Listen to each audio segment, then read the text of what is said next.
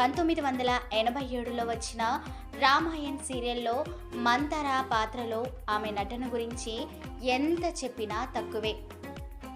తెరపై negative roles చేసిన ఆమె నటనకు ఎన్నో ప్రశంసలు, అవార్డులు దక్కాయి. 1961లో భారత ప్రభుత్వం ఆమెను ప్రతిష్టాత్మక పద్మశ్రీ పురస్కారంతో గౌరవించింది. ఇండియన్ సినిమాలో పవర్ఫుల్ ఉమెన్ రోల్స్ ప్రస్తావన వస్తే లలిత పవర్ పేరు గుర్తుకు రాకుండా ఉండదు. లలిత గారు చివరి రోజుల్లో నోటి క్యాన్సర్తో పోరాడుతూ పూణేలో ఒంటరి జీవితం గడిపింది. 1998 ఫిబ్రవరి 24న కన్నుమూయగా ఈ విషయం 3 రోజుల తర్వాత బయటి ప్రపంచానికి తెలిసింది. ఇండస్ట్రీ కోసం జీవితాన్నే అంకితం చేసిన ఒక గొప్ప నటికి ఇలాంటి దుస్థితి వచ్చిందని చాలామంది కంటతడి పెట్టుకున్నారు. సో ఫ్రెండ్స్, విన్నారు